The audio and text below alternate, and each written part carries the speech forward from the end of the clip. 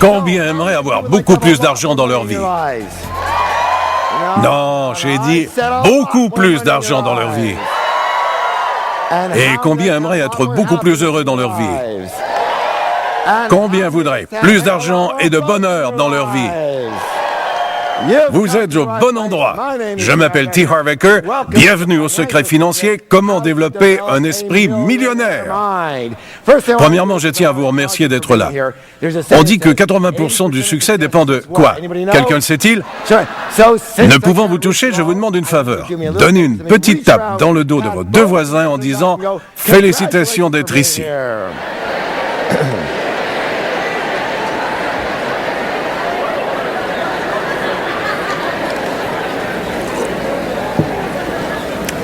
Bien, bien. À chaque formation, j'ai deux règles. Combien? Je ne vous entends pas. Combien de règles? La première est ne croyez pas un mot de ce que je vous dis. Franchement, pourquoi vous dirais-je cela? Oui, quelle expérience ai-je? Juste la mienne. Juste mon expérience. Cela ne la rend ni bonne, ni mauvaise, ni vraie, ni fausse. Ça n'en fait que mon expérience. Tout ce que je peux vous dire, cependant, c'est que l'information et les principes qu'on va vous communiquer ici aujourd'hui ont métamorphosé ma vie et qu'ils ont maintenant transformé la vie de milliers et de milliers, de milliers, de milliers et de milliers d'autres personnes. Si vous les apprenez, et surtout si vous les quoi? Si vous les appliquez, je crois qu'ils transformeront votre vie. Je ne vous demande donc qu'une chose. Être ouvert. Quel mot? Ouvert aujourd'hui et d'appliquer ces principes dans la vie de qui? Dans votre vie. Ce qui fonctionne pour vous, continuez de quoi? Le faire. Et ce qui ne fonctionne pas, vous pouvez quoi? Le rejeter. Combien parmi vous acceptent d'être ouverts aujourd'hui? Excellent. Quelqu'un dit non? On verra. Comme vous allez passer un temps précieux ici, combien parmi vous veulent apprendre plus vite aujourd'hui? Combien aiment retenir davantage ce qu'ils apprennent? La recherche nous en donne la clé. Quelqu'un peut le dire? Oui, la participation et l'engagement. Combien savent poser des tas de questions? Que font les questions? Elles occupent l'esprit et elles maintiennent l'intérêt. Vous remarquerez aussi que j'omets parfois le dernier mot de mes phrases. Et votre esprit comble alors le... Ah, vous êtes bon. Et parfois, je vous demande de répéter des mots. De quoi? Pourquoi vous demanderais-je de répéter? Oui, absolument. D'abord pour la participation et deuxièmement, n'est-il pas vrai que si je dis un mot, ça veut dire une chose, mais si vous le dites, ça veut tout dire. Alors vous répondez? Combien parmi vous veulent participer à 100%? Personne ne dit non? On verra. Et juste pour mémoire, combien parmi vous ne lèveront jamais la main, quoi que je leur demande? Allez, où êtes-vous? Que des hommes, oui. Peu importe, c'est bien. Comme on va passer un petit moment ensemble, est-ce que je peux vous parler un peu de moi? Merci. Je suppose que mon exploit est d'avoir possédé au moins une douzaine d'entreprises avant l'âge de 30 ans, notamment l'une des premières chaînes de fitness de l'Amérique du Nord. Le plus intéressant à propos de cette société, c'est que je l'ai démarrée avec $2000 empruntés avec ma carte Visa. J'ai ouvert 10 établissements en 2 ans et demi. Puis j'ai vendu la moitié des actions à la H.J. Heinz Corporation. Vous savez, le fabricant de ketchup, pour 1,6 million de dollars. Combien parmi vous aimeraient partir avec un crédit de $2000 pour se retrouver avec 1,5 million 2 ans plus tard, oui? Ensuite, j'ai pris une demi-retraite. J'ai déménagé à San Diego et je suis devenu conseiller individuel. Ça devait être assez efficace car mes clients m'ont amené leurs amis, leurs cadres, leurs employés et leurs associés. C'est vite passé de cours individuels au groupe de 5, puis 10. Quelqu'un m'a suggéré, Harv, autant ouvrir une école. J'ai dit, voilà une très bonne idée. Je l'ai fait. J'ai fondé la Street Smart Business School et j'ai enseigné à des milliers de personnes dans toute l'Amérique du Nord les stratégies de base pour réussir rapidement, pour réussir. Comment? Merci. Et durant ces séminaires, j'ai remarqué quelque chose. Quelque chose de très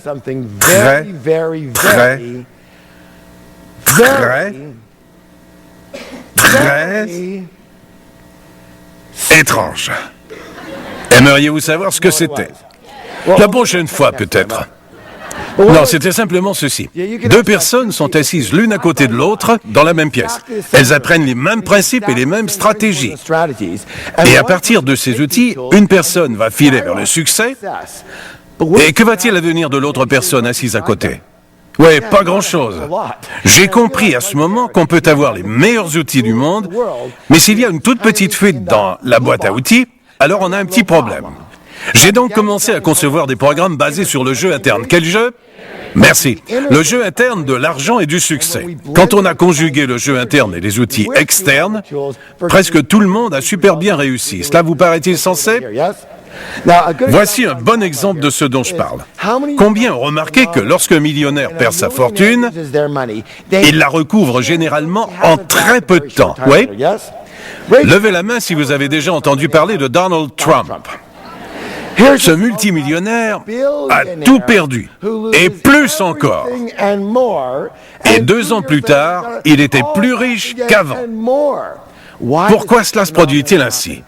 Parce que même si ces personnes ont perdu leur argent, elles n'ont pas perdu l'ingrédient le plus important qui a fait leur succès de millionnaire. Et il s'agit de quoi ? Leur esprit interne. Combien comprennent ce que je dis ? Oui ? Très bien. Ça nous amène à la psychologie de la richesse. Il est très important de réaliser qu'on vit dans un monde de dualité. De quoi ? Bon, aidez-moi, donnez-moi des exemples. Dedans et dehors, aidez-moi. Haut et bas, blanc et noir, avant et après, bon et mauvais, oui. Bien et mal, gauche et droite. Prenons gauche et droite. Peut-on avoir un côté gauche sans un côté droit ? La gauche de quoi ? C'est une comparaison. Puisque des lois externes gouvernent l'argent, il doit y avoir des lois internes. Bien. Bon. Je vous donne un exemple d'une chose très importante. La plus importante, je crois, qu'une personne puisse savoir de toute sa vie. Et la plupart de nous, eh bien, nous n'en avons jamais entendu parler. Et lorsqu'on le sait, on ne l'utilise pas. Voici ce dont il s'agit. On ne vit pas dans un seul monde, on vit simultanément dans au moins 4 mondes. Combien, s'il vous plaît ? Merci. Aidez-moi. On vit dans un monde mental. Quel est le mot ? On vit dans le monde émotionnel, le monde spirituel, et bien sûr dans le monde physique. Ce que la plupart des gens ne pigent jamais de leur vie, c'est que notre monde physique, notre monde matériel, n'est rien de plus que ce qui résulte des 3 autres domaines. Ce sont les fruits.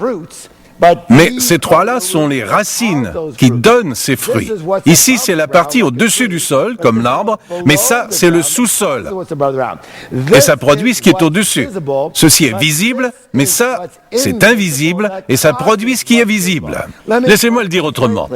Rien ne survient là, rien, si ça ne s'est pas d'abord produit ici, dans la nature pour l'arbre. C'est comme ça parfois ou toujours ?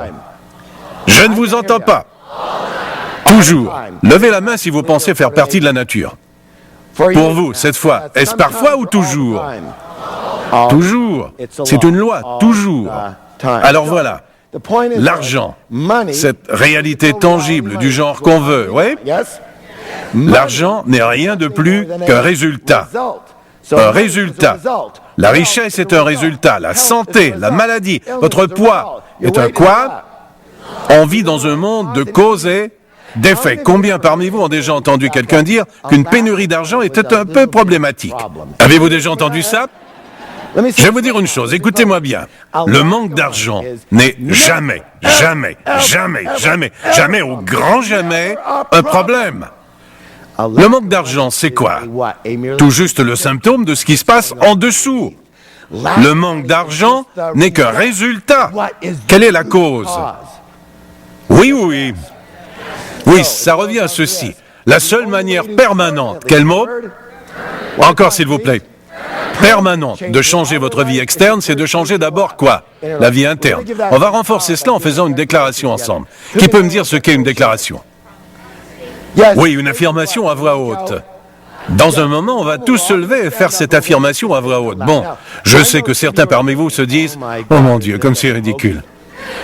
Mais tout compte fait, je préfère être ridicule et très riche plutôt que cool et complètement fauché. Et vous ? Alors, amusons-nous un peu. Levez-vous, s'il vous plaît. Levez-vous, allez. Bon. Mettez la main sur votre cœur afin de sentir votre propre vibration, d'accord ? C'est l'essence du secret, la vibration, l'énergie vibrationnelle. Oui, oui ? Très bien. La main sur la poitrine. Monsieur, votre poitrine, pas celle de madame. Allez. Sur la vôtre. Répétez après moi, s'il vous plaît. Mon monde interne crée mon monde externe. Encore, s'il vous plaît. Encore, 2 fois plus fort. Tournez-vous vers quelqu'un, regardez-le et tapez-vous la main en disant « Vous avez un esprit de millionnaire ».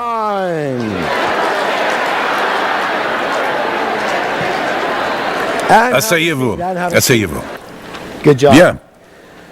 Je vais vous faire part d'une formule. On l'appelle parfois le processus de manifestation, et mon bon ami Bob Proctor en parle tout le temps. C'est un maître, et vous aurez le grand privilège de s'accompagner un peu plus tard aujourd'hui. Il s'énonce comme ceci. Vos pensées, vos quoi, génèrent vos sentiments, qui génèrent vos actions, et tout cela mène à quoi? Les résultats. Ensemble, des pensées aux sentiments, aux actions, aux résultats. Et voici la question clé. On sait tous, d'après le secret et la loi de l'attraction que j'enseigne depuis plus de 25 ans, que vos pensées sont la source de tout. Vous répondez oui, tout commence par vos pensées, oui? Bien. Qu'est-ce qui génère vos pensées? Pourquoi pensez-vous comme ça? Pourquoi pensez-vous autre chose sans doute que la personne assise à côté de vous? Surtout si c'est votre conjoint. Pourquoi? À cause de ce qu'on appelle la programmation. Programmer. Nous sommes tous programmés et conditionnés depuis la naissance à être d'une certaine manière et à penser d'une certaine manière parce que c'est ce qu'on a appris. Oui, oui, oui. Nous sommes des contenants vides à la naissance. Et alors cette information y est installée. Quel mot? Automatiquement et naturellement. Voyez-vous, votre esprit n'est rien d'autre qu'une unité de stockage d'informations. Oui? Il met l'information dans des classeurs pour utilisation ultérieure, pour survivre. C'est son travail, vous maintenir en vie. Vous répondez oui? Il stocke tout. Que peut-il stocker? Juste ce que vous apprenez. Il ne peut stocker que ce qu'on vous a donné, c'est tout. Donc, quand vient le moment de prendre un fichier, quel est le seul endroit où vous pouvez le trouver? Votre classeur. Vous ne pouvez pas prendre un fichier dans le classeur d'un autre. Ce classeur vous a été donné. Ces fichiers vous ont été donnés. Et ils sont maintenant stockés et verrouillés. C'est censé? Notre spécialité consiste à modifier ces fichiers pour vous donner d'autres choix à partir desquels prendre de nouvelles décisions qui vont mener à de nouveaux résultats. Oui, oui, oui. Tapez dans la main du voisin en disant « Vous êtes formidable !»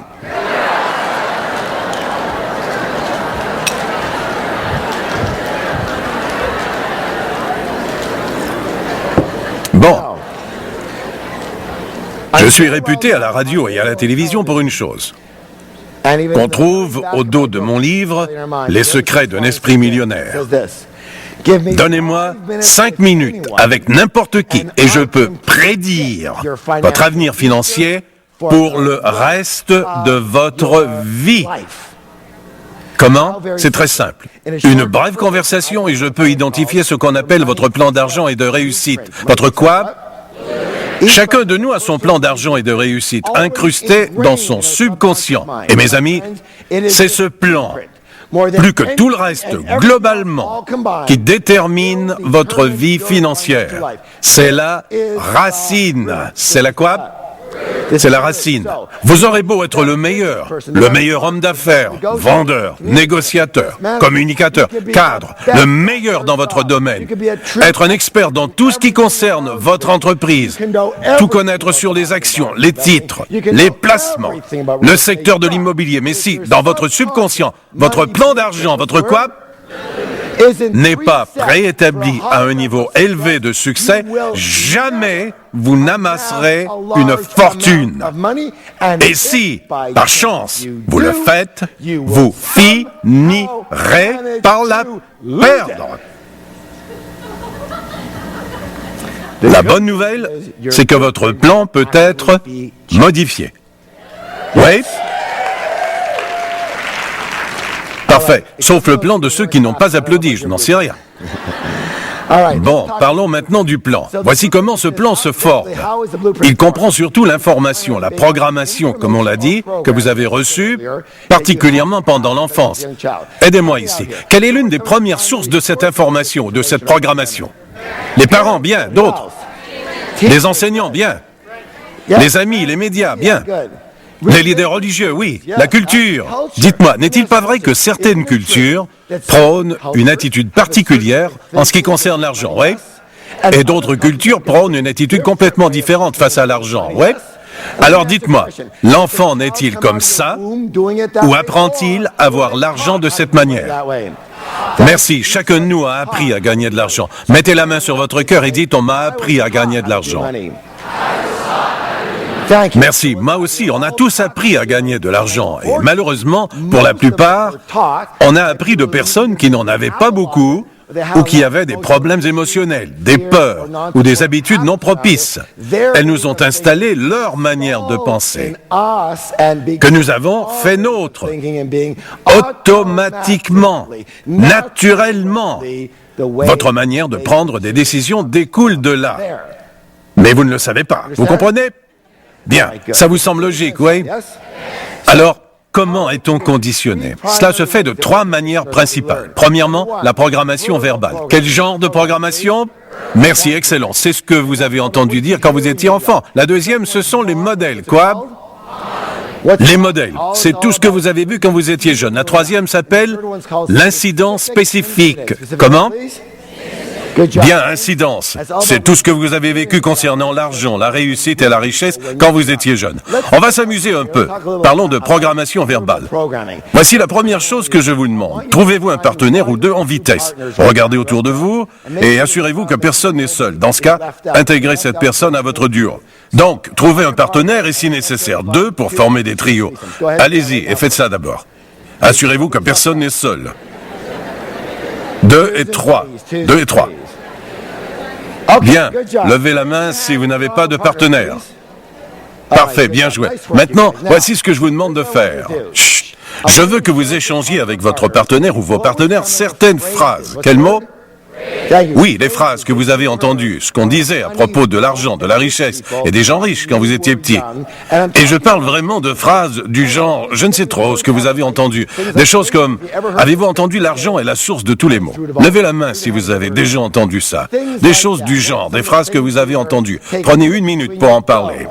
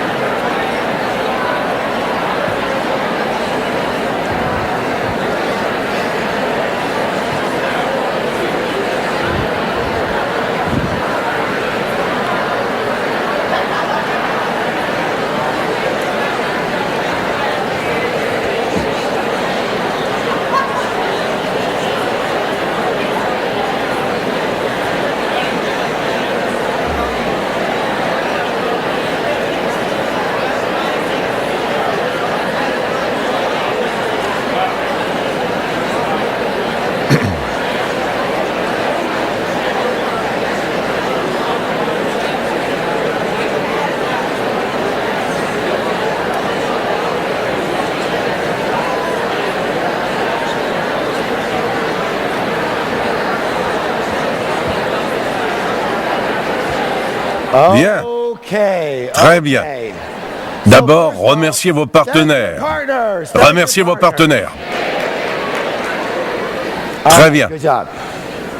Dites-moi maintenant quelques-unes, les phrases que vous avez entendues. Allez-y. L'argent ne pousse pas dans... Levez la main si vous avez entendu ça. Bien. Et quoi encore? Oui, très bien. Vous dites... Gardez votre argent pour les... Levez la main si vous avez entendu ça. En fait, je dois vous dire que j'ai peu de temps ici, mais à nos séminaires de 3 jours, on les passe toutes en revue et on les invalide complètement. On les démolit en fait. Et cela parce qu'elles sont ridicules. Garder votre argent pour un jour de pluie semble logique, n'est-ce pas? Mais c'est parfait pour un séminaire du secret. Quel est l'élément le plus fort de la loi de l'attraction? Le premier, on l'appelle votre intention. Votre quoi? Alors dites-moi, quand vous gardez votre argent pour un jour de pluie, qu'est-ce que vous attendez?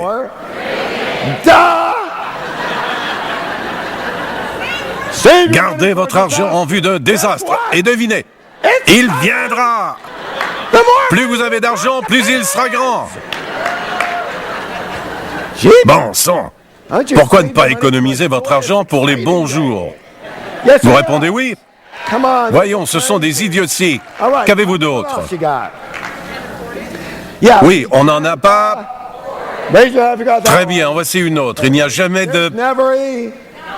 Oui, les riches sont... Oui, cruels, radins, des criminels. Parfait, c'est super. Oui. Oui, il faut trimer dur pour gagner de l'argent. C'est avec de l'argent qu'on fait de l'argent. Vous les connaissez, vous vous êtes exercé. Oui, l'argent n'achète pas le bonheur. L'argent n'achète pas l'amour. Excellent. Vous connaissez le préféré de mon père? Chaque fois que je lui demandais de l'argent, il grommelait « Je suis fait d'argent ». Je lui disais alors en blaguant « J'aimerais bien, papa. Je prendrais un bras, une jambe ou un petit doigt. » Il n'a jamais ri. Jamais. Voici le mot. Tous. Quel mot? Tous. Chacun des énoncés ou des messages que vous avez entendus quand vous étiez enfant, chacun de ces énoncés est inscrit dans votre subconscient. Et il fait partie de ce plan qui régit votre vie financière. Automatiquement, inconsciemment. Ne faites-vous pas tout votre possible. Ne tentez-vous pas de prendre les décisions les plus appropriées. Mais d'où viennent-elles? De vos fichiers, qui peuvent être un peu défectueux. Oui. Ils ne sont peut-être pas... Lors de nos grands séminaires, on modifie ces fichiers. On élimine ceux qui ne fonctionnent pas bien pour vous. Et on installe les fichiers des gens riches. Oui. Quand Donald Trump prend une décision, pensez-vous qu'il se demande « Bon sang, est-ce que c'est propice à l'argent ?» Non, il prend la décision qui découle des fichiers de Donald Trump et ça semble fonctionner et l'enrichir. Oui. Levez la main si ce genre de fichier naturel vous convient. Que vos décisions normales soient rentables, oui? Parce que vous pensez comme ça, c'est normal pour vous. Voilà ce qu'on peut faire pour vous. Parlons un peu des modèles. Quoi? Quelle était l'attitude de vos parents ou de vos tuteurs face à l'argent quand vous étiez petit? L'un ou l'autre gérait-il bien l'argent ou le gérait-il mal? Était-il dépensier ou économe? Faisait-il des placements astucieux ou aucun placement? Vous savez, l'argent entrait-il facilement chez vous ou était-il toujours une source de litige? Dites-moi, l'argent était-il une source de joie dans votre foyer? Ou une source de dispute. Pourquoi je vous parle de ça? Parce que chez les humains comme chez les singes, on a tendance à singer, à imiter ce qu'on voit. En général, on tend à être exactement comme un de ses parents ou une sorte de combinaison des deux parents face à l'argent. À moins d'aller dans la direction opposée. Et pourquoi ce contraire? Exact, ça dépend de votre degré d'écœurement, n'est-ce pas? Ou de la situation. Bon, parlons du troisième élément, l'incident spécifique. Qu'est-ce qui est spécifique? Encore une fois, l'incidence, très bien. La meilleure manière d'en parler, c'est à l'aide d'une des participantes à nos séminaires.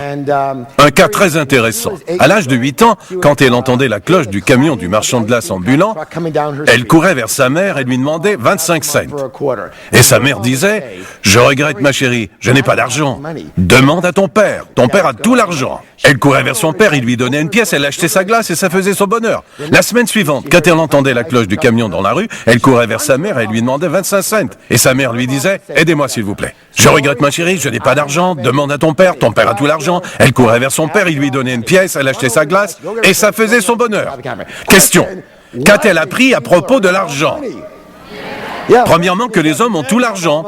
Quand elle s'est mariée, qu'attendait-elle de son mari, selon vous? Mais ce n'était plus 25 cents, il y avait eu inflation. Tous les hommes font. Toutes les femmes disent non, peut-être.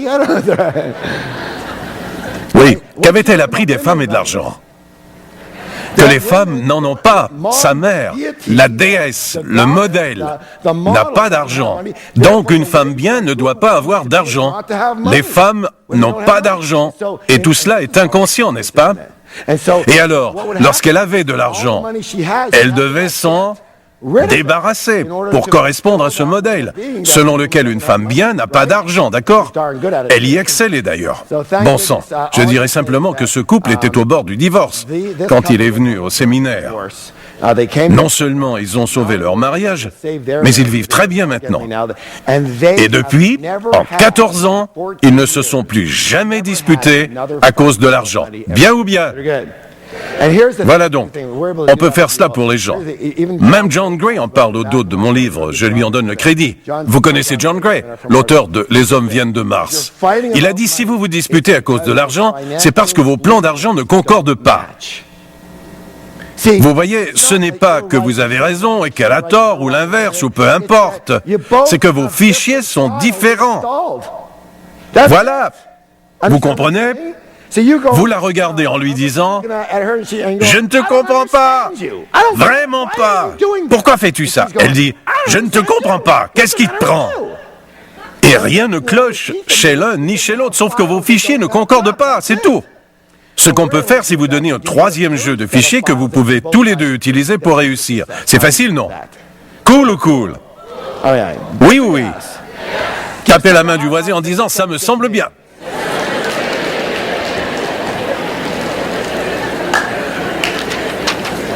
Très bien. Alors, voici maintenant la grande question. Que dit votre plan d'enrichissement actuel? Sur quoi êtes-vous pré-réglé? Est-ce pour le succès, la médiocrité ou vous battre? Êtes-vous réglé pour trimer dur dans la vie? Levez la main si vous êtes vaillant au travail. Allons, je veux vous voir. Ce n'est rien de plus qu'un programme pré-réglé. C'est ce que vous avez appris à faire et vous le faites pour survivre, tout simplement. Ou vous êtes pré-réglé pour un bel équilibre dans votre vie. Êtes-vous réglé pour le combat ou l'aisance? Pour avoir un revenu régulier ou irrégulier? Vous savez, l'effet yo-yo. On l'a plus, on l'a plus. Levez la main si ça vous dit quelque chose. Ce n'est rien d'autre qu'un modèle préétabli. Un programme préétabli qu'on peut désactiver. Êtes-vous réglé pour avoir un revenu élevé, moyen ou faible? Savez-vous qu'il y a même des pré-réglages chiffrés? Êtes-vous pré-réglé pour 20 000 à 30 000 $ par année?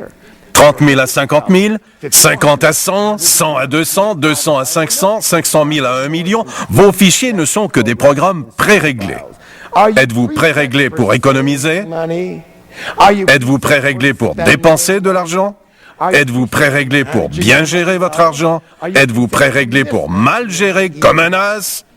Êtes-vous pré-réglé pour les bons placements? Êtes-vous pré-réglé pour choisir les perdants? Êtes-vous pré-réglé pour ne pas investir et vous sentir coupable?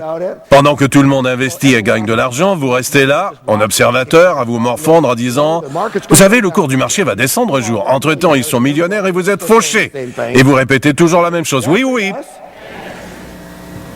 Êtes-vous réglé pour faire confiance aux autres ou vous méfier en matière de finances? Vous savez à qui je m'adresse ici?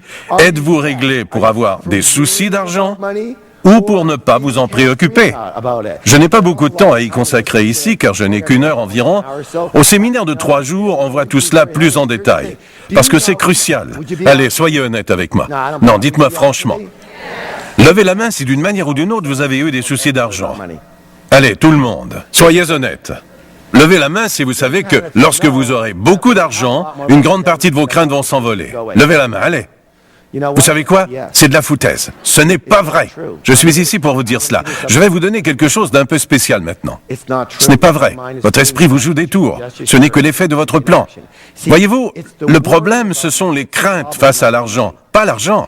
Ces inquiétudes sont l'effet du fichier mental et du plan. Et cela devient votre habitude programmée. Et qu'est-ce qui va arriver quand vous aurez beaucoup d'argent? Vous aurez encore des inquiétudes, mais d'un autre ordre. Ce placement va-t-il me faire perdre de l'argent? Et si on prend mon argent? Si on kidnappe mon enfant? Oui ou oui? Oui ou oui? C'est le genre de choses, de mauvaises herbes qu'on peut enlever. Alors, Comment savoir ce sur quoi vous êtes pré-réglé? C'est facile. Voyez vos résultats. Voyez les fruits et vous saurez ce pourquoi les racines sont réglées. Voyez votre compte bancaire, la manière dont vous gérez l'argent, si vous dépensez ou vous économisez, et tout ce dont on a parlé. Voyez votre vie. Vous aurez toutes les réponses. Oui ou oui. Je fais une analogie. Si la température de la pièce est de 22 degrés, il y a de fortes chances que le thermostat ait été réglé sur combien? 22 degrés. Et voici où ça score. C'est-il possible, si les fenêtres sont ouvertes, et s'il fait très chaud dehors, que la température de la pièce grimpe à, disons, 25 degrés? Oui, mais que va-t-il se passer alors? Le thermostat va entrer en action et la température va redescendre à 20 degrés. Oui ou oui. Est-il possible, s'il fait très froid dehors et si les fenêtres sont ouvertes, que la température de la pièce descende à, disons, 18 degrés? Mais qu'est-ce qui va se passer? Le thermostat va quoi? Entrer en action et ramener la température à 22 degrés. Donc, pour changer la température en permanence, quel mot? Plus fort, s'il vous plaît. Permanence. Et il n'y a qu'un moyen. Modifier ce quoi? Thermostat. Et pour modifier en permanence, quel est le mot? Votre vie financière, il faut changer ce thermostat financier, appelé aussi votre plan d'argent. Levez la main si vous comprenez que ce plan est la cause véritable du succès ou de l'échec financier. Vous avez beaucoup de chance d'être ici aujourd'hui et je vous dis bravo. Tapez dans la main du voisin en disant « Formidable !»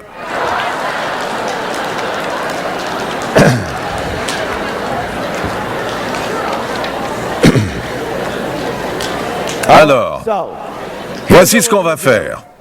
On va prendre quelques minutes pour parler de quelques plans d'argent qui fonctionnent. Vous pourrez adopter certaines de ces approches, les adapter à votre situation et les appliquer à votre propre vie. Elles sont très simples et vous les avez toutes entendues, mais probablement pas de la manière dont je vais vous les présenter. Et alors elles vont s'incruster en vous. Bien ou bien? Bien ou bien? Parfait. Voici la première. Les riches pensent automatiquement comme ceci.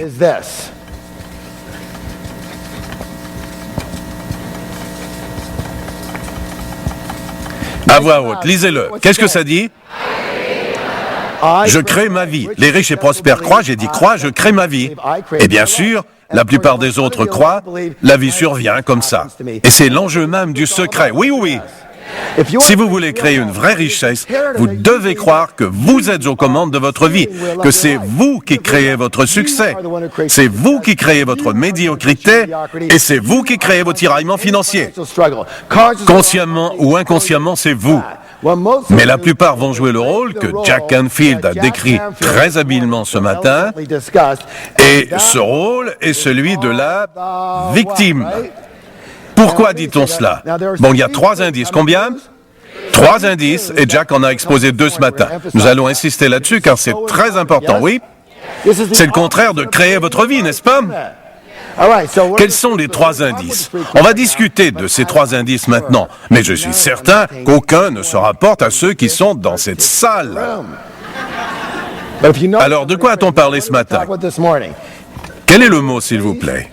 La responsabilité. Les gens blâment l'économie, leur secteur d'activité, le marché boursier, le marché immobilier, la ville où elles résident, les taxes, leur patron, leur employeur, leurs employés, les supérieurs, les subalternes. Elles blâment leur mari, ils blâment leur femme. Et comme Jack l'a dit ce matin, tout le monde veut blâmer ses parents pour quelque chose. Oui ou oui? Ou ils font ceci. Le mot, s'il vous plaît? Ils justifient leur situation en disant des choses du genre « Vous savez, l'argent, ce n'est pas si important. » Alors, dites-moi, si vous disiez que votre mari, votre femme, votre compagnon ou votre compagne n'est pas important, est-ce qu'il resterait bien longtemps? Je ne pense pas. Et pas plus que quoi? L'argent. Il y a des gens qui viennent à mes séminaires, mes grands séminaires, et si vous n'y êtes jamais venu, je peux vous dire qu'ils sont aussi grands, sinon plus que ceux-ci, et ils sont très populaires dans le monde entier. Ils viennent me voir et à la pause, ils disent « Harv, l'argent, ce n'est pas si important. » Et je dis « Vous êtes fauché, n'est-ce pas? » Et ils disent « Actuellement, je suis un peu à court d'argent. » Non, pas actuellement. Vous avez toujours été fauché. Oui ou oui? Et ils font... Bien sûr qu'ils sont fauchés. Ceux qui disent que l'argent n'est pas important, sachez une chose. Ils sont fauchés. Vous pouvez étonner vos amis avec cette information. La prochaine fois qu'un de vos amis dira une platitude comme l'argent ce n'est pas important, placez la main sur le front, regardez vers le ciel et dites « Tu es fauché. » Ils vont dire, comment sais-tu ça? Vous direz, veux-tu savoir autre chose? C'est 50 €. Vous tenez un filon.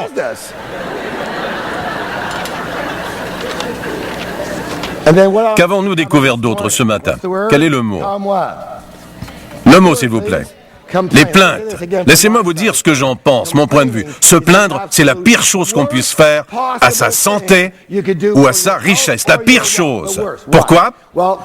L'un des programmes que l'on enseigne s'appelle Formation des sages. Ça porte sur la manière de dire ce qu'on veut avec élégance. C'est comme le secret en action lors d'un camp de 4 jours et demi en forêt. On en organise, c'est très bien. C'est très stimulant. Quoi qu'il en soit, on l'enseigne depuis 14 ans. On y parle beaucoup des principes dont il est question dans le secret.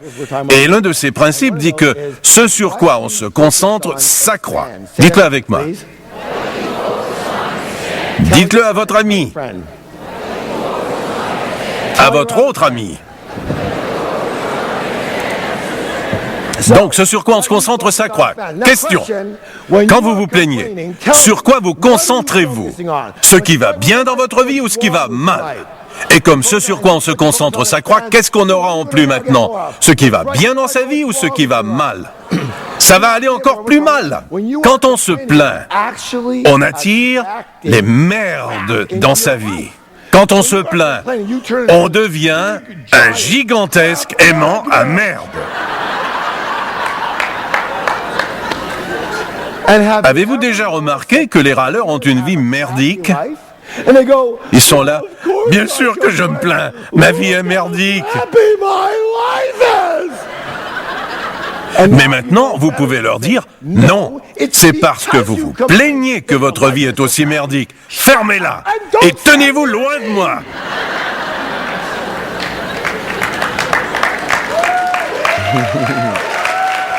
Alors, j'ai un plan d'action à vous proposer. Êtes-vous prêts? Très bien, voici votre devoir à faire pendant 7 jours. Quelle durée? Plus aucune plainte, ni en parole, ni en pensée. Si vous y parvenez pendant 7 jours, votre vie va changer, je vous l'assure. Vous allez non seulement vous sentir mieux, mais votre vie entière va changer car vous allez attirer autre chose. Oui ou oui? Au fait, 7 jours complets. Pourquoi? Parce qu'il y a des merdes résiduelles. Les merdes ne voyagent pas à la vitesse de la lumière, vous savez. Elles voyagent à la vitesse des merdes, c'est-à-dire très lentement. Il vous faudra 7 bonnes journées pour vous en débarrasser. D'accord?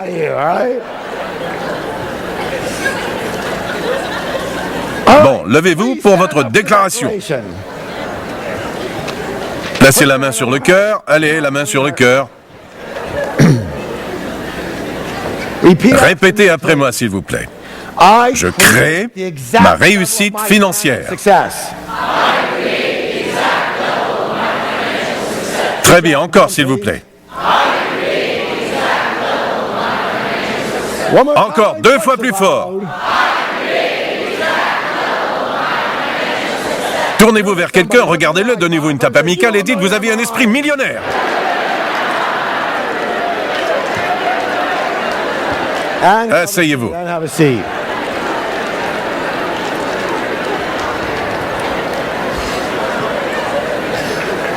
Bon, écoutez. Bon, chut. Je vais faire quelque chose qui va changer votre vie maintenant. Êtes-vous prêts?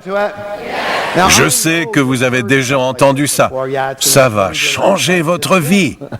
Mais cette fois, c'est vrai. Je traite avec 1,5 million de personnes dans 83 pays. Je sais ce qui fonctionne, ce qui ne fonctionne pas. Alors voici. Vous avez un calepin et un stylo? Vous en avez besoin maintenant. Sortez-les en vitesse. Allez. Vous allez y inscrire 2 nombres. Combien de nombres?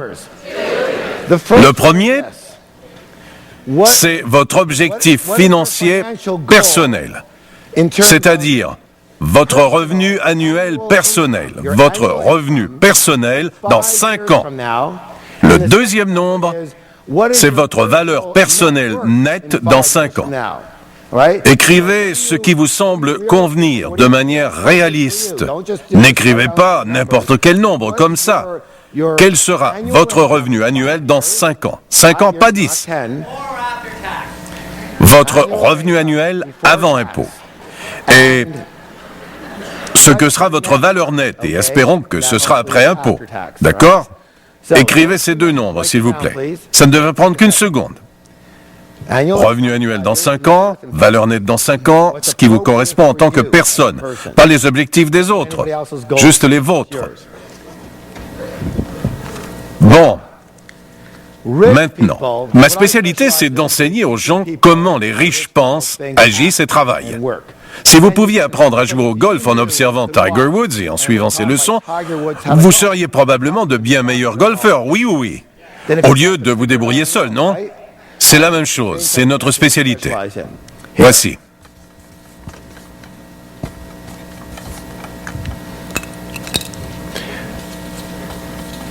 On va revenir à ces chiffres dans un moment. Les gens riches jouent au jeu de l'argent, pourquoi?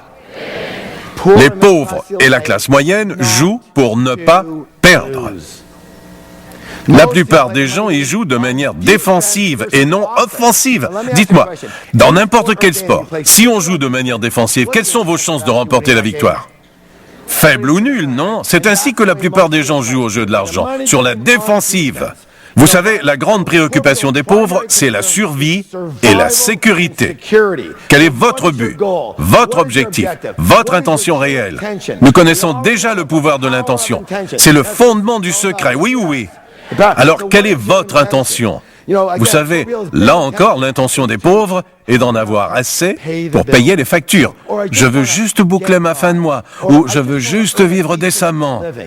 Et à cause du pouvoir de l'intention, c'est exactement ce que vous allez obtenir. Et pas un sou de plus.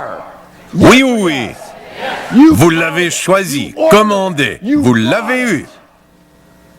Comme je le disais hier, imaginez-vous dans un restaurant italien. Vous commandez des lasagnes. On vous les sert et vous dites, qu'est-ce que c'est? Ce sont des lasagnes, monsieur. Des lasagnes. Je voulais une escalope de veau. Mais, monsieur, vous avez commandé des lasagnes. Peu importe ce que j'ai commandé, je voulais une escalope de veau. C'est dingue, non? C'est comme ça que ça fonctionne. Oui ou oui? Levez la main si vous vous identifiez à ça. Soyez honnête. Levez la main si vous avez déjà pensé quelque chose du genre « Je veux juste gagner décemment ma vie, juste boucler mon budget, juste pouvoir payer le loyer. » Allez, où êtes-vous? Et qu'est-ce qui s'est passé? Vous y êtes parvenu, mais c'est tout.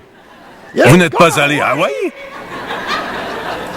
On ne va pas à Hawaï quand on veut juste payer le loyer. On n'aboutit pas à Maui. Oui ou oui? Très bien. Parlons des gens de la classe moyenne, parce que leur grande intention, et c'est aussi de tout le vocabulaire, le mot qu'ils préfèrent, et c'est pour cela qu'ils sont justement dans la classe moyenne. Et c'est quoi? Confortable. Vous savez, il est si important pour eux qu'on va l'écrire 2 fois. Il y a donc confortable, et cet autre mot, quel est le mot? Riche. On sait tous que si votre intention est d'être riche, vous savez, si vous voulez devenir riche, alors vous voudrez partir de confortable. Confortable mène à riche, oui? Je ne pense pas. Voilà le problème. Si votre intention est le confortable, c'est fini. Vous êtes coincé à confortable. Riche ne vient pas de confortable. Riche vient de riche. Une tulipe ne pousse pas d'une graine de rosier.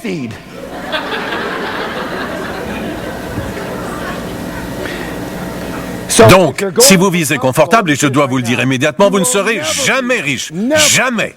En fait, je vous le dis maintenant, confortable est le baiser de la mort du succès. C'est impossible. Pourquoi? Parce que dans votre zone de confort, vous ne pouvez pas faire plus. À mes séminaires intensifs de 3 jours, j'enseigne que votre zone de confort est égale à votre zone de richesse. Si on veut plus de richesse, comment peut-on rester dans cette zone de confort? Il faut que ce soit inconfortable pour passer à un autre niveau de succès. Oui ou oui? Je me fais bien comprendre ici. Sinon, je vais tenter d'être un peu plus dynamique. Voici ce que je pense. Si vous voulez une situation confortable, alors en devenant riche, il y a de fortes chances que ce soit confortable. Vous voulez une situation confortable, alors devenez riche, oui ou oui? Bon alors, voici le problème. Dans nos cours, on se sert du dicton suivant. Si vous tentez d'atteindre les étoiles, vous allez au moins atteindre la Lune. La plupart des gens ne tentent même pas d'atteindre le plafond et ils se demandent où est le problème. Le voici le problème. Ce n'est pas que vos objectifs sont trop hauts ou que vous les ratez. Le problème, c'est que vos objectifs sont trop bas et que vous les atteignez.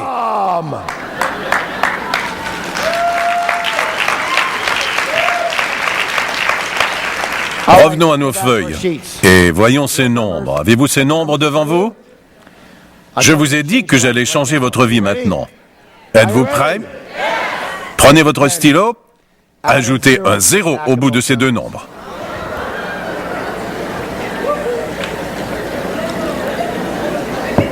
Maintenant, attention. Qu'est-ce qui vous est passé par la tête en voyant cela? La joie, autre chose? La peur. Levez la main si vous avez un peu peur tout d'un coup.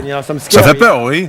Levez la main si votre esprit vous a dit « Tu sais, ce n'est pas réaliste, voyons, c'est un atelier, c'est un peu fou. » Ou si vous avez vraiment dit « Ça ne va pas arriver, pourquoi faire ça et me rendre fou ?» Allez, très bien. Je suis réaliste, je ne crois pas vraiment que ça peut arriver. Très bien. Laissez-moi terminer. Combien parmi vous sont un peu mal à l'aise? Allez, où êtes-vous? Très bien. Écoutez. Ce que vous vous êtes dit à vous-même en voyant votre nouveau nombre, c'est votre plan qui vous dévisage. Et c'est la seule chose qui vous empêche d'atteindre ce nombre. Oui ou oui? Oui ou oui? Et un bon moyen d'en sortir, c'est non seulement d'apprendre comment fonctionnent ceux qui ont ce genre de revenus, mais de s'entourer de ces gens-là, de s'engager avec ces gens-là, et d'apprendre de mentors qui ont déjà ce genre de revenus, comme tous les conférenciers de cette salle, par exemple. Bien ou bien? Applaudissez-vous car vous êtes ici.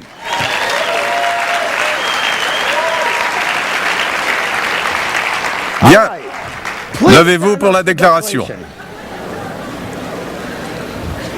Certains parmi vous sont un peu lents. Il est presque 13 heures. Oh oh! Dites, êtes-vous prêt à apprendre quelque chose? Non, vous ne l'êtes pas. Êtes-vous prêt à apprendre? Je déteste vous provoquer, mais je suis comme ça, d'accord? Dans nos cours, on dit, on fait la moindre chose comme on fait toute chose. Vous n'avez qu'à vous observer. Vous savez, vous n'avez pas changé en entrant dans cette salle. Je peux vous en dire davantage sur vous en vous voyant vous lever ou vous asseoir que vous en apprendriez en 40 ans ou ce qu'un psy pourrait vous dire après 20 consultations, juste en vous observant. Certains se lèvent. Oui, me voici. C'est vous.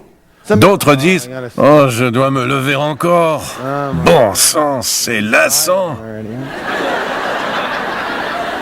Ça ne me concerne pas, mon ami. Ça ne concerne que vous. Regardez dans la glace, c'est votre vie.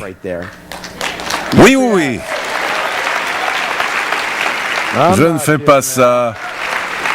Je dis avec plaisir que les gens qui sont dans cette salle, vous êtes formidables. Je n'ai pas vraiment eu l'occasion de le dire, peut-être à une personne en fauteuil roulant derrière. Non, je blague. Et allons-y. Écoutez attentivement. Placez la main sur la poitrine. Mon but est de devenir multimillionnaire et plus. Encore.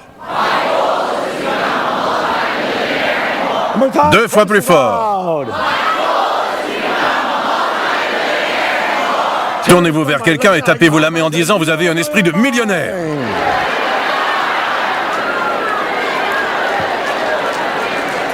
Asseyez-vous, asseyez-vous.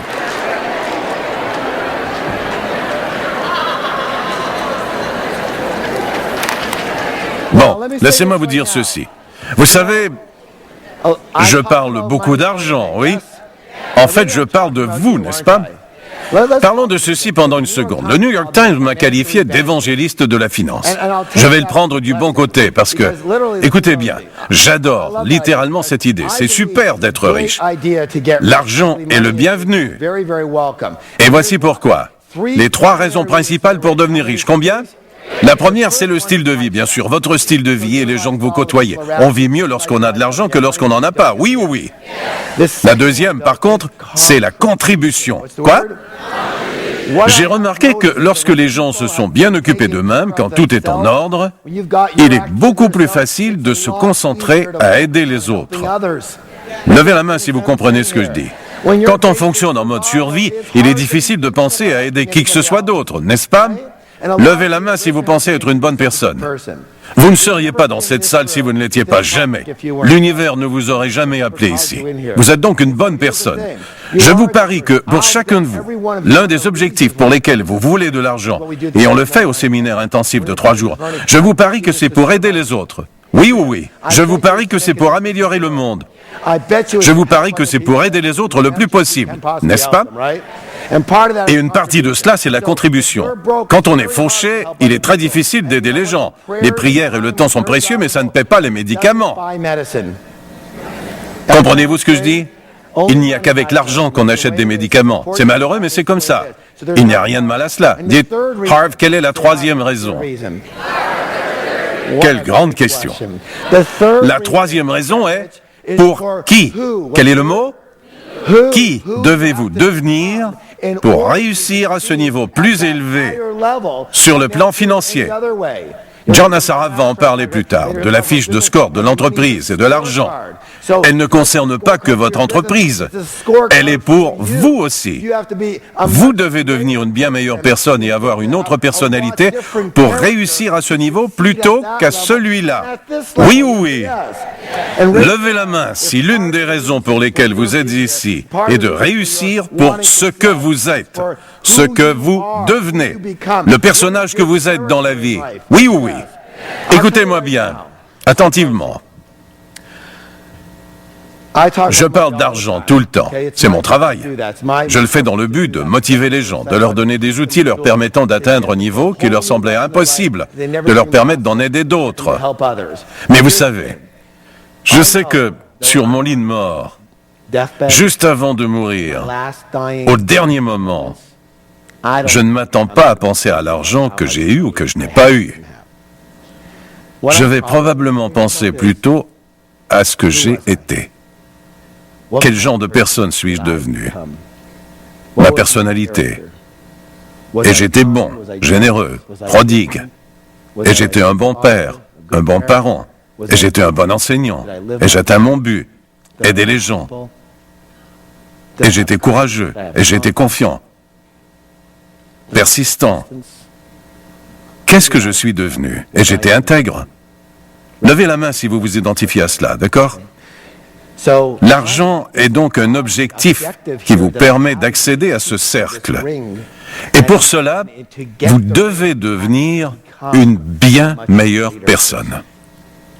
Comprenez-vous cet enjeu? La caractéristique est un effet secondaire, mais c'est vraiment l'avantage principal. Bien ou bien? Tapez dans la main du voisin en disant « Formidable !»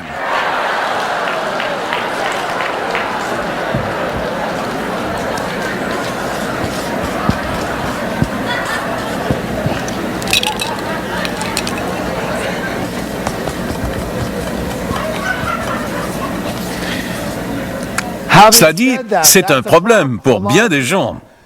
Parce que les gens riches pensent toujours en termes de quoi? Les deux, je ne vous entends pas. Et la plupart des autres pensent en termes de quoi? L'un ou l'autre, l'un ou l'autre. Je suis riche ou j'ai une vie spirituelle. Je suis riche ou je suis généreux. Je suis riche ou je suis bon. Je suis riche ou je consacre du temps à mes enfants. Ou je suis riche ou en santé. C'est j'ai de l'argent ou de l'amour. J'ai de l'argent ou je suis heureux. J'ai de l'argent ou je suis en relation plus étroite avec l'univers. C'est l'un ou l'autre. L'un ou l'autre découle de la pénurie. Et ça évoque étrangement le mot peine. Vous ne voulez pas vivre là. La rareté vient de la peur. Oui ou oui? Ce n'est pas l'un ou l'autre, mais les deux. La réponse à tout, c'est quoi? La réponse à tout, c'est quoi? On va dîner au resto ce soir, chérie. Non, je veux aller au ciné. Que veux-tu faire? Quelle est la réponse? Les deux.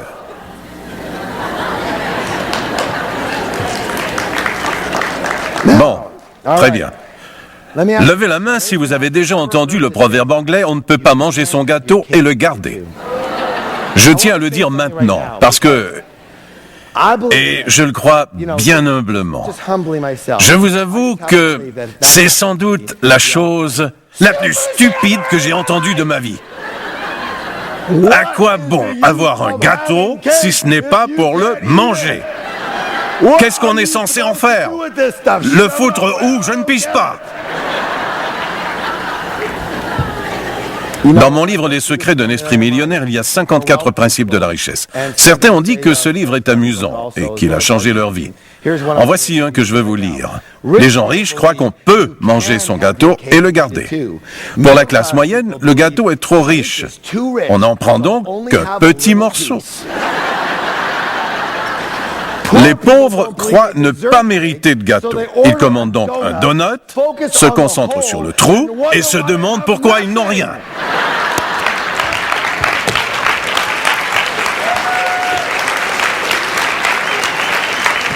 Levez-vous pour la déclaration. Certains parmi vous ont été plus rapides cette fois. Ne me visez pas. Bien, mettez la main sur le cœur. Je veux être bon, généreux et aimant et très, très riche.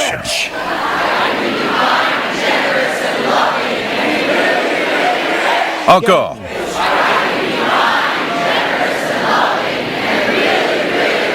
Encore 2 fois plus fort.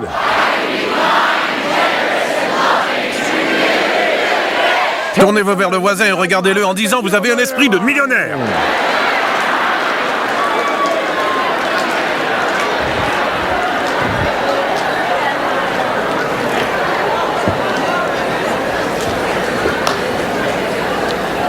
Très bien.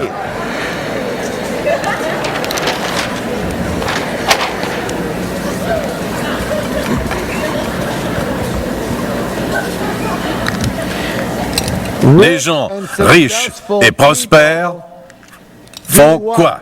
Ils admirent et imitent les autres rangs riches et prospères. Oui? Et qu'est-ce que la plupart des autres ont tendance à faire? Ils sont pleins de ressentiment. La plupart des gens pauvres de la classe moyenne, face à la réussite des autres, sont pleins de ressentiment, de jalousie ou d'envie, où ils disent « les vénards », où ils chuchotent « ces crétins de riches ». Écoutez, c'est tellement simple. Vous devez comprendre quelque chose qui peut changer votre vie. Vous êtes prêts? Êtes-vous prêts? Si, à vos yeux, les gens riches sont foncièrement mauvais, et si vous voulez être une bonne personne, devinez, vous ne serez jamais riche, jamais. C'est impossible. Comment pourriez-vous être ce que vous critiquez? Comment le pourriez-vous? Votre inconscient ne vous y autoriserait jamais. Vrai ou vrai? Nous devons revoir cela, nous entraîner. Quel est le mot? Je veux que vous vous exerciez à admirer les gens riches, que vous vous exerciez à bénir les gens riches, que vous vous exerciez à aimer les gens riches. Vous saurez donc inconsciemment que lorsque vous serez riche, les autres vont quoi? Vous admirer, vous bénir et vous aimer au lieu de vous détester. Vrai ou vrai? Vous savez quoi? Un jour, j'ai appris une leçon qui a changé ma vie. Elle dérive de la philosophie des Huna. Dites-moi d'où viennent les Huna? Je ne vous entends pas. Ah oui, merci. Aimeriez-vous l'entendre? Aimeriez-vous l'entendre? Écoutez bien. Il dit ceci. Bénissez ce que vous voulez. Avec moi, s'il vous plaît. Bénissez. Au voisin, s'il vous plaît. À votre autre voisin, s'il vous plaît. Bénissez ce que vous désirez. Si vous voyez une personne qui a une belle maison, bénissez cette maison et cette personne. Une belle voiture, une superbe Ferrari garée en plein milieu, vous auriez dit « Qui possède ça ?» Bénissez cette voiture, le propriétaire de la voiture. Vous voyez quelqu'un qui possède une entreprise superbe, bénissez cette entreprise. Bien des gens qui travaillent pour d'autres ont cette mentalité du « nous contre eux », n'est-ce pas? Du genre, nous sommes les employés, eux les employeurs, les patrons. On ne les aime pas. On a cette amertume envers eux. Devinez, ça signifie uniquement que vous ne serez jamais cela. Vous ne pourrez jamais être cela. Comprenez-vous ce que je dis? Vous devez vénérer cela. Si vous vénérez et admirez cela, c'est ce qui va vous arriver inconsciemment. Oui ou oui. Si vous voyez quelqu'un qui a de beaux enfants, bénissez cette famille, cette personne. D'accord? Voici pourquoi. Il y a une loi. Voulez-vous l'entendre? La loi dit ceci. Tout ce que vous niez, vous ne pouvez jamais l'avoir. Jamais. Jamais. Jamais.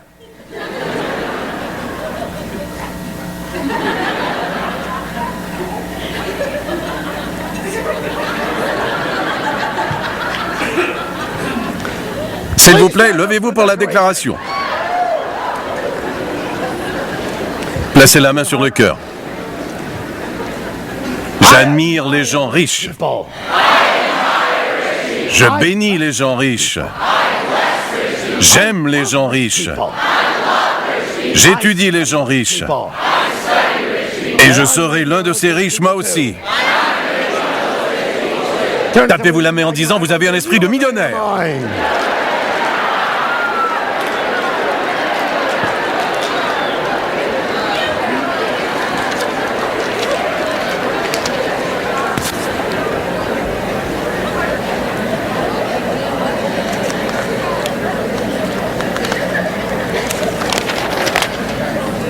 Vous vous souvenez de notre processus initial de manifestation?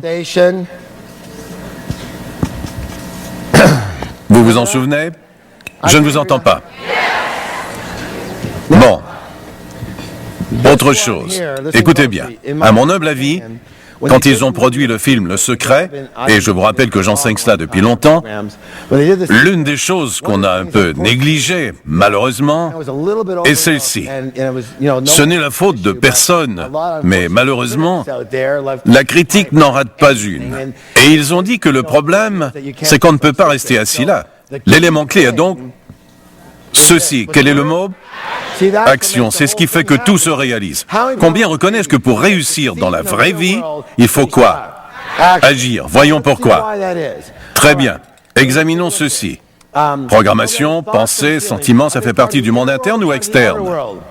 Interne. Les résultats du monde interne ou externe? Externe. Par conséquent, l'action devient le quoi?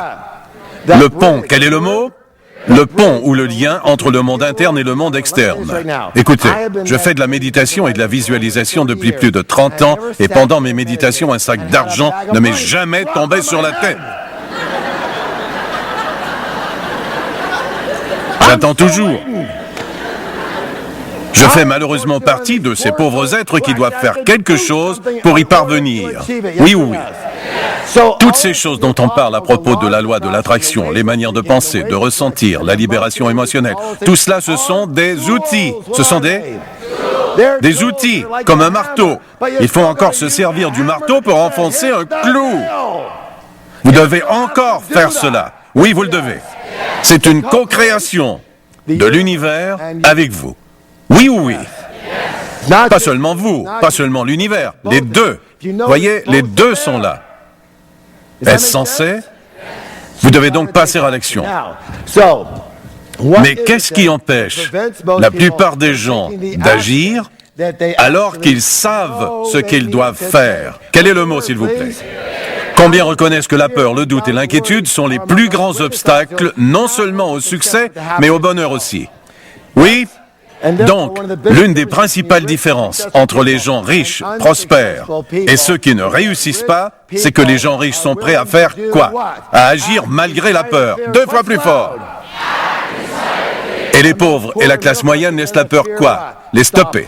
Susan Jeffers a écrit un livre superbe intitulé « Trembler, mais oser quand même ». L'une des grandes erreurs que font la plupart des gens, c'est d'attendre que le sentiment de peur disparaisse. Le problème, c'est qu'ils attendent pour toujours. Un de nos programmes de formation, Enlightened Warrior Training, porte uniquement sur les modes d'action. On fait « oh-oh ». Prêt? « Oh-oh ». Je vais vous laisser le dire ensemble. Le mot est « oh-oh ». Vous êtes 2000 et vous allez le dire ensemble. Il s'en dégage une énergie guerrière étonnante. On va dire oh oh, très fort. Prêt? 1, 2, 3, oh. Tous ensemble. 1, 2, 3, oh. Bien. Bon. Dans ce programme, on a un dicton. Le vrai guerrier peut dompter le cobra de la peur. Quel est le mot-clé? Dompter. Il ne dit pas tuer le cobra. Il ne dit pas fuir loin du cobra. Il ne dit pas se débarrasser du cobra. Il dit quoi? Dompter le cobra. Je vous le dis maintenant. Il n'est pas nécessaire de tenter de se débarrasser de la peur pour réussir. Écoutez bien, s'il vous plaît. Les gens prospères connaissent la peur. Les gens prospères ont des doutes. Les gens prospères ont des inquiétudes. Mais ils ne se laissent pas stopper par ces sentiments. Les gens qui ne réussissent pas ont exactement les mêmes sentiments, mais ils les laissent les stopper. Question. Combien croient que nous sommes des êtres d'habitude?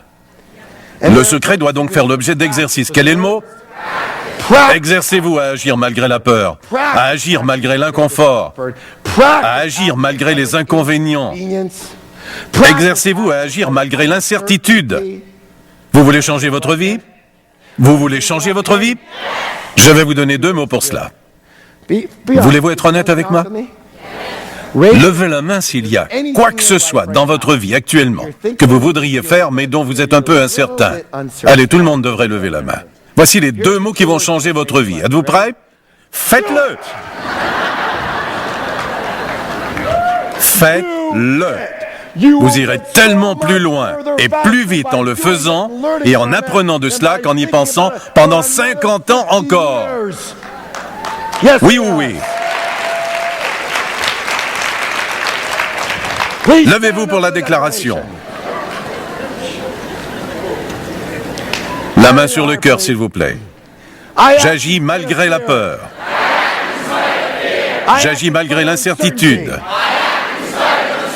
J'agis malgré les inconvénients. J'agis malgré l'inconfort. J'agis malgré tout. Tapez-vous la main en disant « Vous avez un esprit de millionnaire ».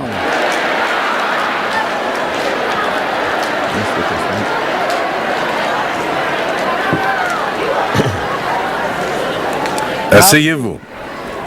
La meilleure partie maintenant. Combien parmi vous comprennent que leur esprit est une grande force? Je ne vous entends pas. Il peut travailler pour vous ou il peut travailler contre vous. La règle est simple. Si vous gagnez moins de 50 000 $ par année et vous voulez en gagner 100 000 de plus, vous devez changer votre plan. Votre quoi? Si vous gagnez 100 000 $ et vous voulez aller à 200 000, vous devez changer votre plan. Votre quoi? Si vous gagnez 200 000 et vous voulez en gagner 500 000 ou plus, vous devez changer votre quoi? Si vous gagnez beaucoup d'argent mais vous ne le gérez pas bien, vous devez changer votre quoi? Si vos revenus sont irréguliers, vous devez changer votre quoi? Si vous travaillez trop dur et que votre vie est déséquilibrée, vous devez changer votre quoi? Si vos investissements, votre entreprise ou votre carrière ne sont pas florissants, vous devez changer votre quoi? Si vous avez un capital et vous voulez être certain de le préserver, vous devrez peut-être changer votre quoi? Malheureusement, votre plan actuel aura tendance à rester avec vous pour le reste de votre vie, à moins de l'identifier et de le changer. Je vous remercie du fond du cœur. Vous m'avez donné le privilège de remplir ma mission. Merci. Je vous aime tous. Veillez sur vous. Merci.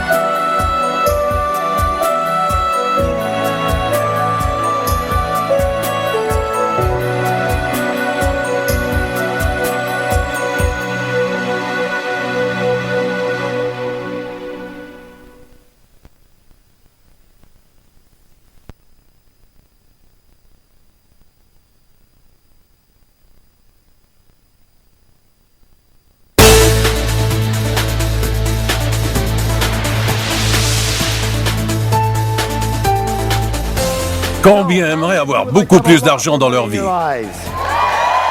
Non, j'ai dit beaucoup plus d'argent dans leur vie. Et combien aimeraient être beaucoup plus heureux dans leur vie? Combien voudraient plus d'argent et de bonheur dans leur vie? Vous êtes au bon endroit. Je m'appelle T. Harv Eker. Bienvenue au Secret financier. Comment développer un esprit millionnaire? Premièrement, je tiens à vous remercier d'être là. On dit que 80% du succès dépend de quoi? Quelqu'un le sait-il? Ne pouvant vous toucher, je vous demande une faveur. Donnez une petite tape dans le dos de vos deux voisins en disant « Félicitations d'être ici ».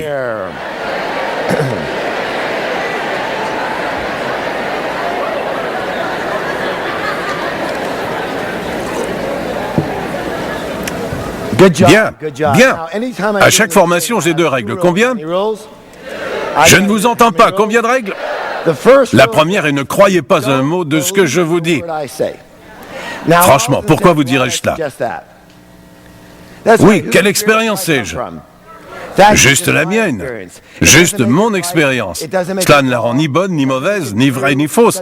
Ça n'en fait que mon expérience. Tout ce que je peux vous dire, cependant, c'est que l'information et les principes qu'on va vous communiquer ici aujourd'hui ont métamorphosé ma vie et qu'ils ont maintenant transformé la vie de milliers et de milliers, de milliers, de milliers et de milliers d'autres personnes. Si vous les apprenez, et surtout si vous les quoi? Si vous les appliquez, je crois qu'ils transformeront votre vie. Je ne vous demande donc qu'une chose, être ouvert. Quel mot? Ouvert aujourd'hui et d'appliquer ces principes dans la vie de qui? Dans votre vie. Ce qui fonctionne pour vous, continuez de quoi? Le faire. Et ce qui ne fonctionne pas, vous pouvez quoi? Le rejeter. Combien parmi vous acceptent d'être ouverts aujourd'hui? Excellent.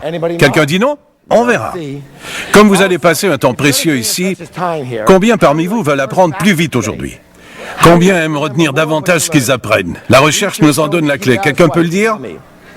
Oui, la participation et l'engagement. Combien savent poser des tas de questions? Que font les questions?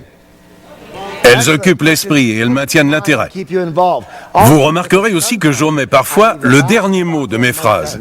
Et votre esprit comble alors le... Ah, vous êtes bon. Et parfois, je vous demande de répéter des mots. De quoi? Pourquoi vous demanderais-je de répéter? Oui, absolument. D'abord pour la participation et deuxièmement, n'est-il pas vrai que si je dis un mot, ça veut dire une chose, mais si vous le dites, ça veut tout dire. Alors vous répondez? Combien parmi vous veulent participer à 100%? Personne ne dit non? On verra. Et juste pour mémoire, combien parmi vous ne lèveront jamais la main, quoi que je leur demande?